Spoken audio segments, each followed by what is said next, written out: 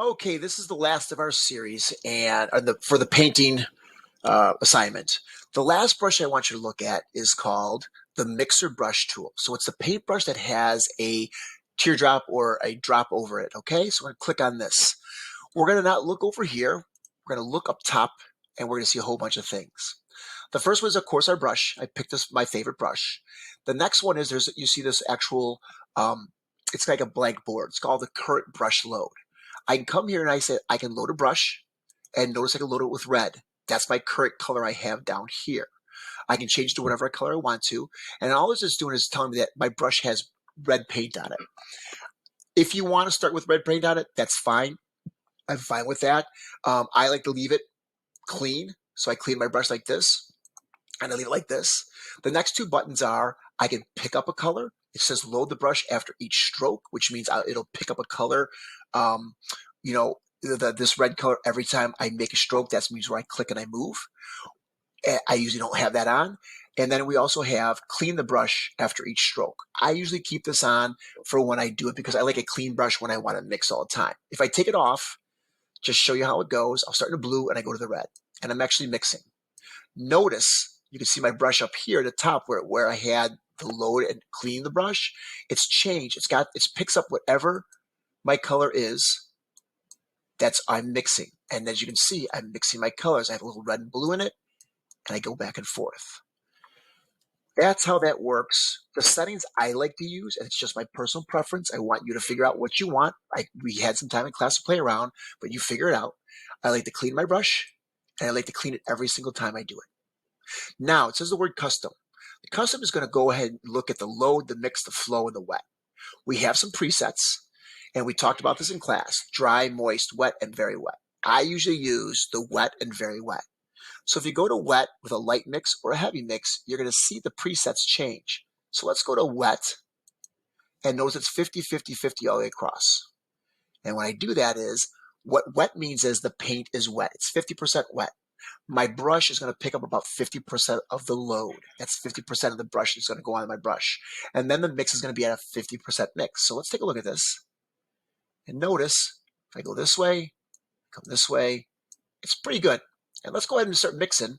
And notice I'm actually mixing the two colors. And I'm getting a nice purple. Say I want that purple to be a little lighter. Let's put some red in there, and let's mix it up. And notice the purple's getting lighter. Let's pull some of that blue in there, darken it up. And notice I'm actually mixing and making a darker purple. So I'm actually pulling the colors like I would pull paints on a palette. And that's how that works. Go ahead and take a look at what we got with the other ones. That's just wet, but then there's wet with a light mix. Notice my mix is actually 0. So when I come down here, and let's come back here and I'll start mixing. It's a little less. It's not as much. It's not as much. And notice my mix has changed. Or we can go with a heavy mix. It's at 100%. Let's see how this looks. Oh, I'm getting much better. I can pull a lot more color in here. It's mixing a lot quicker. And notice the difference between the two. Notice much more consistent. There's not a lot of brush strokes. There's a lot more brush strokes in here, as you can see. So that's what's going to happen. Your colors are going to mix much better than there. Okay. I'm going to not go through everything, but if we wanted to, let's just go the very wet, heavy mix. We're going to go, look, it's wet, it's 50, so it's super wet. So notice how much it travels into it. If it was 50, I just want to show you how much that is. Notice it doesn't go as much. And that's what it means. That paint is super, super wet. It hasn't even started to dry. That's what that means. The load again, let's go to 100% load and 100% wet. Look at how much that carries. And I go that, let's go to wet to 50. I'll keep it at 100. Let's do my load at 50. We'll do wet at 52. And you can just see the differences between the two. And all they're doing is you're just messing with what the wetness and the load on your brushes. I like to just mess around with these myself and what I like to do. We know what flow is. We talked about flow when we had the different brushes where a flow at 100% means the brush is full of paint. If the flow is at 70 or 50%, here, let's do a flow at 100%. We'll do everything at 100%. You'll see me come down and you'll see it nice. Let's make my flow 50%. Come back down like this. Look at that, much different. The blue's coming much more down here. So just remember, these are some of the other things you want to consider doing, okay? The other one is more like, and the last one I want to go over, and this will be a quick and short one, is where it has these two lines. If I hover over these lines, it's kind of like, how do I want to call it? It was kind of like a smoothing. This is like smoothing.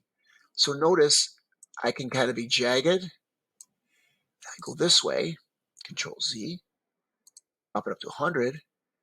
Notice it's a little slower. That's much smoother and not as much. So that's the difference between the two. Let's go back. That's with 100%. Let's do 0%. And you're seeing the difference you can do. So that's the last tool you need to know for this project. It's called the Mixer Brush tool, and it works really well. This is where I think all the painting actually happens. Once you make your brushes, yes, you can do whatever you want, but this is where the true painting happens, and this is the tool I use most after I put down my colors. I start mixing things together and do it. Hope you enjoyed it.